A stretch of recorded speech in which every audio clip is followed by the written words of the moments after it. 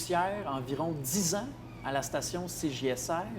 C'est quoi vos plus beaux souvenirs de la station? C'est certain que je ne peux pas passer à côté de l'émission qu'on a fait qui s'appelait Ça parle au diable. Donc, émission d'humour qui a un peu... En fait, c'est un groupe d'improvisation. On avait recommencé à faire un peu d'improvisation à Saint-Raymond avec quelques personnes. On s'était réunis un groupe et puis dans un bar anciennement, le Cactus, qui était sur le coin de la rue Saint-Joseph, Saint-Jacques, là, on avait repris le dimanche soir des parties d'improvisation, là, vraiment traditionnelles. Puis, on a eu le goût de pousser l'aventure un peu plus loin. Puis, étant donné que la télé communautaire était là, on s'est dit, on pourrait commencer à construire des sketchs, des choses comme ça, faire une émission de sketch.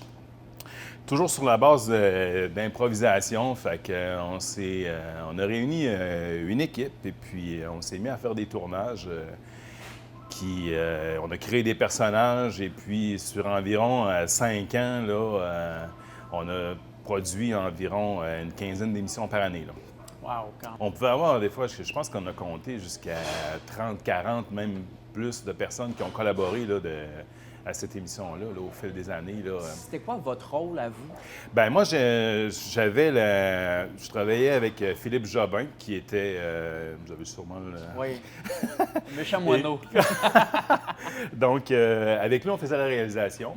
Donc, on faisait les montages, ces trucs-là. Moi, j'animais l'émission parce qu'on faisait aussi, on a poussé l'audace jusqu'à faire une présentation de chaque émission devant le public. Donc, on préparait nos sketchs à l'avance, on faisait les montages. Puis, on invitait un public en studio pour... puis moi, je faisais l'animation pour présenter les sketchs. Puis, on interagissait aussi avec les gens de la foule, puis tout ça. Là. Alors, Kevin va monter sur ce sofa. Alors, tu montes sur le sofa, tandis que Jack... Oh! Déjà l'âme d'un cascadeur. Tandis que Jack... C'était de créer un événement, puis avec l'équipe ensuite, là, de partir sur des idées complètement folles. C'était beaucoup des... on avait des sketchs qui étaient beaucoup de la satire, beaucoup de trucs absurdes aussi, comme le premier personnage qu'on a créé, ça a été Jack Scrap. Oui! C'était quoi ce personnage-là? En fait, c'est un cascadeur complètement qui manquait toujours son coup. Donc, on improvisait des cascades qui étaient parfois même assez dangereuses. J'ai eu peur. Cascades exécutées par vous? Oui, c'est ça. Donc, j'avais un beau saut de cascadeur avec un casque, là, une bine là, or là, assez flamboyante, avec une cape, bien sûr. Tout super-héros a sa cape, donc ça prenait... C'était quoi les cascades que vous faisiez? On avait descendu on s'est inspiré des gens qui descendaient les chutes Niagara dans un tonneau à l'époque. Fait qu'on s'est dit, on va faire la même chose avec Jack Scrap. Fait qu'on lui a fait descendre le barrage ici à Saint-Raymond, l'Estacade. Donc, dans un tonneau? Dans un tonneau, oui. Mais ça a l'air dangereux. C'est vous qui faites ça? C'est très dangereux. Comment ça j'en reviens pas. Comment on se prépare pour ça? On se prépare à avaler de l'eau, premièrement. Donc, je vais d'ailleurs prendre une gorgée. Oui, mais je vais vous accompagner aussi. Non, mais en fait, c'est ça. La magie de la télé, c'est qu'on peut quand même faire un peu de montage. Alors, on faisait à croire qu'on faisait... Alors, il se prépare maintenant à embarquer.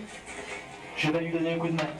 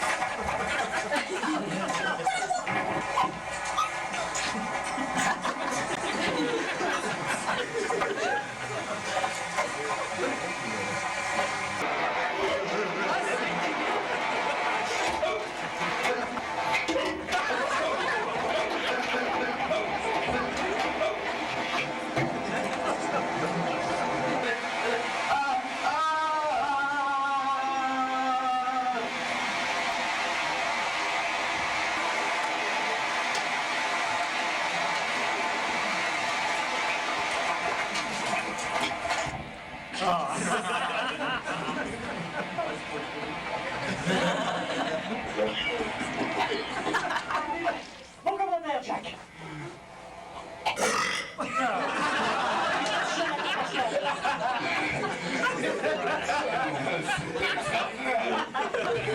J'ai vaincu la mort encore une fois.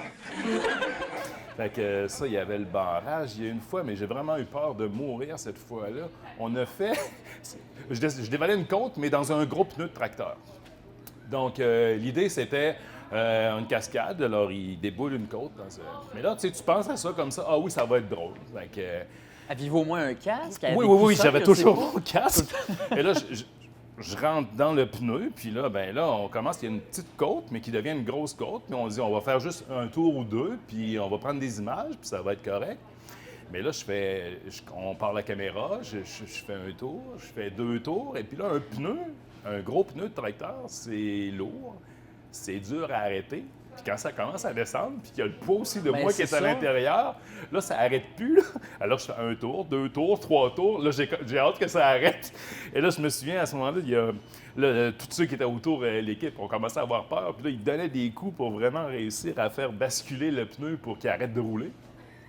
Je pense que c'est Étienne Beaumont, le dernier, qui a donné un vrai bon coup là, pour réussir à me faire culbuter de côté, parce que sinon, je dévalais la côte au complet, puis il y avait une bonne côte, là. Tu seriez encore là aujourd'hui, là, quelque part dans Saint-Raymond, dans votre pneu, là, puis...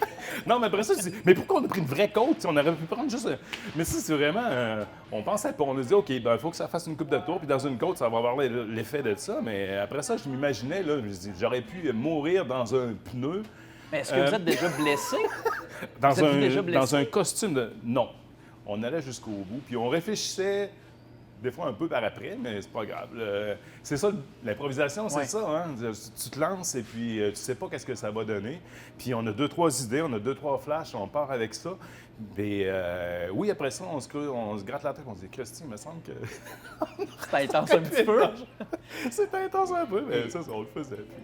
C'était vraiment pour faire rire puis amuser les gens. Puis je pense que ça a été une émission qui a été bien reçue. Ouais. On en entendait parler vraiment beaucoup. Puis ça nous donnait là, une motivation tout le temps pour continuer. Mais... On était une équipe qui était vraiment bien soudée. On avait du fun ensemble, on avait du plaisir. Puis on a passé des heures et des heures. Puis on comptait pas le temps. Là, c'était pas ça. Là. Le but, c'était vraiment de... On avait un deadline pour produire une émission. On voulait faire une émission par mois. Fait que là, on se prenait nos fins de semaine. On organisait les tournages à gauche, à droite avec tout ce qu'on pouvait trouver. Mais une émission par mois de sketch, oui. C'est beaucoup. Des fois, j'imagine que vous manquez de créativité. Est-ce qu'il y a des moments où vous vous êtes dit, là, on ne sait plus quoi faire? Ben oui, on trouvait quelque chose. On fait ça pour trouver quoi. À force de parler ensemble, on s'assoyait, puis il y a toujours 2-3 niaiseries qui sortent. On va remettre Patrick dans une roue, voilà, c'est ça. Trouver des cascades, on en trouvait tout le temps. Là. Il y avait ça, on a descendu le tonneau. Je pense qu'il y avait le Mont Laura, à un moment donné, que je me garochais en bas du belvédère, différents trucs. Puis il y avait souvent, c'est parce qu'on habillait aussi, on prenait un mannequin, ensuite on prenait mon costume, puis là on le garochait, fait que... Vous testiez quand même vos cascades un peu. Ah oui, bien sûr. De manière très professionnelle. Mais vous n'avez pas seulement fait Ça parle au diable. Vous avez fait Télépoint, vous avez fait une émission de politique, de débat. Oui, c'est ça. Là, c'était complètement différent, là, parce que là, on passait là, vraiment du côté sérieux. Bien, le Télépoint, c'était plus un peu une émission de magazine avec un peu d'actualité. On rencontrait des gens influents dans la municipalité, des gens qui marquaient, la municipalité, l'actualité. Donc, des organismes, des fois, ou des trucs comme ça. Donc, De quelle façon l'animation, parce que vous avez été longtemps animateur, change selon le type d'émission? Comment vous dites, si je vais animer l'émission politique de cette façon-ci, alors que ça parle au diable, il faut que je l'anime de cette façon. De quelle façon ça change?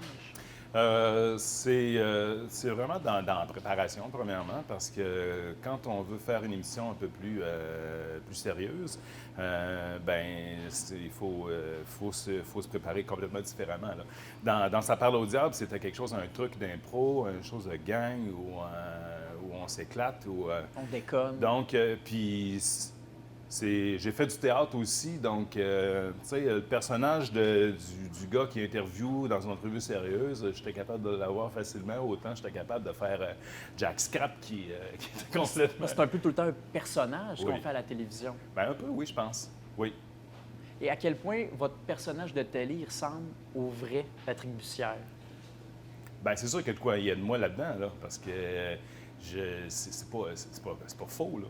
Je veux dire, c'est juste que tu te places dans une situation quand tu interviews les gens. Je pense que c'est plus comme ce qu'on fait là, où on est plus dans l'écoute, et ça, c'est plus l'attitude que tu as dans une entrevue plus sérieuse, on va dire. Mais l'autre entrevue, qui est plus éclatée, puis tout ça, où tu t'amuses, c'est un autre côté de moi aussi. Fait que il y a du Patrick Bussière dans les deux là, que je fais. Là. Même si je dis qu'il y a un personnage, parce qu'il y a une caméra qui démarre, il y a quelque chose, on a un rôle à jouer. Mais c'est moi qui est là pareil à travers ça, dans des états différents. Les états physiques aussi, avec les Voilà. cascades. Oui. Je dois dire à tous les gens qui nous écoutent de ne pas tenter ces cascades à la maison. Jack est un cascadeur amateur, mesdames et messieurs. Professionnel, merci. Toutes mes cascades sont très, très bien calculées, du premier détail jusqu'au dernier. Et ce serait risqué pour vous de tenter la même chose à la maison. Donc, aux enfants qui nous écoutent, ne soyez pas trop perturbés par ces images que vous allez voir à l'instant. Et surtout, ne tentez pas d'effectuer ces cascades. Car seul moi, Jack Scrap, salut!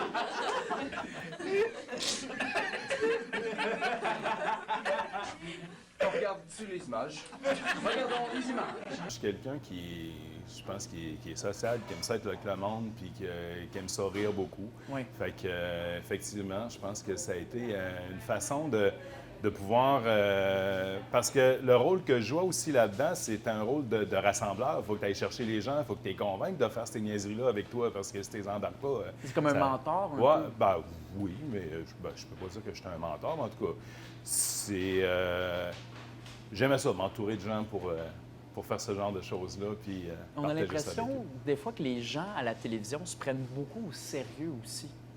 J'ai l'impression qu'il manque un peu d'humour. À quel point, selon vous, il en manque de l'humour maintenant dans la télévision d'aujourd'hui? Pas seulement communautaire, là, mais partout. Bien, ce que je trouve un peu déplorable, c'est peut-être le côté de... Il y a beaucoup maintenant de gens qui donnent des commentaires, qui pensent qu'ils peuvent commenter tout de n'importe quelle façon, sans avoir trop d'informations, sans avoir le temps de réfléchir. On a un type d'information maintenant qui est très rapide. Hein? Ça prend des nouvelles, ça prend de... Puis on est en ondes 24 heures avec des réseaux, puis tout ça. La nouvelle sort rapidement. Ça sort très rapidement sur les réseaux sociaux aussi. On voit que ça commente aussi énormément. Puis des fois, effectivement, les gens vont dépasser les bornes. On a l'impression que quand on a l'écran, on ne voit pas la personne en arrière, mais ça peut blesser. Effectivement. Mais dans votre temps, vous n'aviez pas les réseaux sociaux aussi actifs qu'aujourd'hui.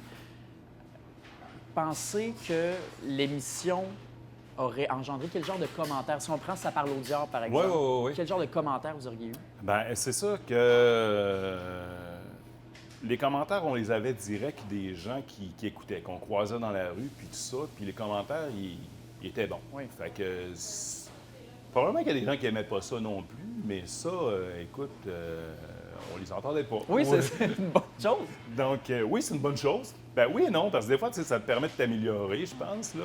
Mais nous autres, on faisait ça rien que pour s'amuser, là. Fait que je suis pas sûr que se faire descendre sur les réseaux sociaux, parce que, ben tu sais, il y a des choses qu'on a fait qui auraient pu créer des polémiques quand même, parce que il y avait, à l'époque, la création de la piste Jacques-Cartier Portneuf, la piste de vélo. Il y a eu des droits d'accès qui ont été un peu, entre autres à Lac-Sergent. L'hiver, la piste était utilisée pour les motoneiges. Puis, il y a eu vraiment des histoires dans cette municipalité-là où il y avait des gens qui mettaient vraiment des... Ils ne voulaient pas que les motoneiges passent. Fait qu'ils mettaient des câbles, ils ont fait des pièges pour vraiment que les gens aient des accidents. Là. Fait que nous, on a récupéré un peu cette histoire-là, ça parle au diable, puis on a fait un personnage complètement dément qui se cachait sur le bord de la traque et puis qui assommait les gens à coups de pelle qui passaient en skidoo. Et on l'appelait le Sergien, donc du lac Sergent. Donc c'est une espèce de... Et là, la municipalité a appelé à la télé communautaire. Ils voulaient avoir la cassette, ils voulaient écouter ça pour voir qu'est-ce qu'on avait fait, qu'est-ce qu'on avait dit d'eux, puis tout ça. Fait qu'on était un petit peu... on s'est dit, oh, t'as un peu, qu'est-ce qui se passe, là? Tu sais, on a dit, bon, ben, on leur envoie la cassette. De toute façon, ça a passé à la télé, là. C'est pas... Ils en ont pensé quoi? Les commentaires qu'on a eus, c'est que, bon, c'était correct, là. J'ai l'impression qu'ils l'ont trouvé drôle pareil, j'espère. En tout cas, on n'a pas eu de problème à ce niveau-là, mais probablement que si on avait fait ça à cette époque-ci, on aurait eu beaucoup de commentaires. Parce que là, il y a des gens probablement qui se sont sentis visés carrément, puis tout ça. Fait que ce qu'on pensait pas à l'époque. Nous autres, on a pris une situation qu'on trouvait drôle, on l'a tournée en dérision. Mais par la caricature, puis l'exagération, puis tout ça, on sait bien. Mais je ne sais pas à quelle place il y a... Tu sais, le jugement des gens est rapide et sévère maintenant. Oui. Puis on pourrait peut-être pu faire ce genre de choses-là aussi facilement et aussi aisément qu'on faisait à l'époque. On a l'impression, selon vous, qu'on a moins de liberté aujourd'hui en télévision. Oui. C'est quand même quelque chose d'incroyable, tu sais, que vous avez réussi à faire ça quand même, parce que c'était dans les années 90, début 2000. Oui, c'est ça. Peut-être ça, fin 90, début 2000. Je ne me souviens plus des dates exactes. Là. Est-ce que les gens, des fois, vous abordaient dans la rue, vous appelaient Jack Scrab, Oui, vous appelaient pour vrai? Oui. C'était quoi votre relation avec le public? Bien, c'était vraiment très drôle, là, parce que, puis même, je veux dire, bon, j'habite Québec maintenant, mais des fois, là, mais même plusieurs années plus tard, l'émission était plus en ondes, puis je rencontrais des gens que je connaissais même pas à Québec, puis ils me regardaient, puis là, à un moment donné, Jack Scrab, là, je faisais oui, mais je connaissais pas ces gens-là, puis là, ben, tu sais. C'est comme la vedette de Saint-Raymond. C'est incroyable. C'était vraiment drôle. Que mais là, tu sais, eux autres, mais tu sais, à l'époque, là, il n'y avait pas tu sais, de diffusion sur le web ou Internet, ou, tu sais, parce qu'on se serait ramassé sûrement avec plein de vidéos sur YouTube ou des choses comme ça à l'époque, là. Ces gens-là, il y avait cette personne-là, je me rappelle, c'était quelqu'un de Saint-Raymond qui enregistrait ça, puis eux autres, ils voyaient du monde à Québec, puis ils montraient les cassettes, là, puis regardez ce qu'on fait, puis ils montraient des émissions à des gens de Québec. C'est incroyable, quand même, là. Fait que, oui. Est-ce que vous vous ennuyez de faire de la télévision? Oui. J'aimerais, si la possibilité était là, je pense que j'en referais. Puisque le format, de quelle façon, je ne sais pas, mais oui, c'est quelque chose qui me manque, effectivement. Pourquoi c'est important pour vous, Patrick Bussière, de faire de la télévision? Ça représente quoi? C'est un moyen de communication qui tu rentres directement chez les gens, tu peux leur parler, tu peux leur dire ce que tu penses, ce que tu dis. Je veux dire, c'est un lien direct avec les gens. Puis c'est ça que j'aimais à cette époque-là. Est-ce que le Patrick Bussière que j'ai devant moi aujourd'hui serait le même Patrick Bussière sans CJSR? Non, je pense pas, parce qu'il y a des choses qui ont fait... Bon, ça a découlé, moi, ensuite, je me suis retrouvé dans l'enseignement après avoir fait, justement, l'improvisation à la télé, le théâtre. J'avais, des études universitaires pour pouvoir enseigner, mais je n'avais pas complété tous mes cours. Puis, ce qui m'a permis de rentrer dans l'enseignement, c'est toute cette expérience-là que j'avais, qui a compté, parce que je suis rentré comme spécialiste en art dramatique pour la commission scolaire de Portneuf. Donc, c'est vraiment tout ce bagage-là qui a fait que, j'avais quand même 50 crédits universitaires et tout. En tout cas, et avec mon bagage, ça m'a permis de rentrer là. Fait que ce que j'ai fait ensuite en enseignement, et maintenant, je suis contremaître dans une entreprise, donc je gère... Chez La Flamme? Oui, c'est ça, porte et fenêtre. Donc, je suis là, et puis j'ai entre 30 et 50 employés là, que je gère. Donc, ça amène à être... Il faut être vite sur nos patins, il faut réagir rapidement à certaines affaires, il faut travailler à de l'amélioration, donc il faut ramasser des gens, leur vendre des idées, des projets et améliorer ça. Donc, tout ça, ça découle un peu de ces... Et en quoi consiste justement cette estacade? Alors, cette cascade, tu permets, j'en ai besoin. Cette cascade... Selon vous, c'était quoi votre qualité principale comme animateur? dans les deux types de choses que j'ai fait, je pense que ce qui était ma qualité première, je pense que c'était l'écoute. Donc, en écoutant, j'étais capable, mettons, je préparais une entrevue, j'avais quelques questions, mais c'est l'écoute qui m'amenait à améliorer l'échange que j'avais avec la personne, puis faire ressortir les trucs qui étaient moins cadrés. Donc, ça se fait par l'écoute, là. Puis dans Ça parle au diable, bien là, c'est de la folie pure, là. Je veux dire, c'était vraiment de l'improvisation avec... là, tu te pousses au maximum et tu vas au fond de tes idées, même quand c'est dangereux. Même quand on est dans un pneu là, qui roule sur l'autoroute. Effectivement. Quand vous pensez à l'ensemble de votre parcours, Patrick, c'est quoi le moment à CJSR qui vous a fait vécu le plus d'émotions, je dirais? Que ce soit des émotions positives ou négatives, mais que vous êtes dit, ça vous a coupé le souffle, là, que vous dites ça, je vais m'en rappeler probablement jusqu'à ma mort. Ben, c'est sûr qu'on vient à Ça parle au diable. Je veux dire, c'est l'émission qui a été vraiment une manière de... C'est vraiment un gros projet d'équipe, là, un travail avec tout le monde. Puis ça a permis à des gens aussi, je pense, dans l'équipe, on parlait de communication, puis tout ça. On a pris quelques jeunes qui sont venus se greffer à nous autres, puis je les vois à cette heure, à différents endroits, puis crime, je parlais d'Étienne Beaumont tantôt, bon, qui est rendu à la municipalité ici. Mais vous êtes encore en contact avec plein d'anciens de la station? Oui. Puis non, c'est le fun, ça a marqué vraiment une période. J'ai pas d'éléments, mais ce bout-là particulièrement, là, Ça parle au diable. Puis on faisait tout, on était dans la technique. Je pouvais être autant en arrière de la caméra, j'ai fait beaucoup de caméras aussi. Fait que ça a la possibilité à la télé communautaire de toucher à tout. Et vous avez été animateur, vous avez été technicien, réalisateur, vous avez fait un peu de tout. Est-ce que vous avez, et quel est votre dada parmi ça? C'est votre rôle un peu fétiche que vous préférez, c'est quoi? C'est sûr que d'être devant la caméra, j'aime ça, OK? Mais en même temps, quand je travaillais aussi en arrière pour faire du montage, des trucs comme ça, là, tu vas chercher des affaires plus techniques, plus précis, puis là, tu travailles tout ça. Ça, j'aimais ça aussi, ce travail minutieux-là de découpe, d'ajustement, de son, d'éclairage. Et l'un aide à l'autre aussi. Voilà. Fait que quand tu te retrouves devant la caméra, tu penses aussi à ces détails-là.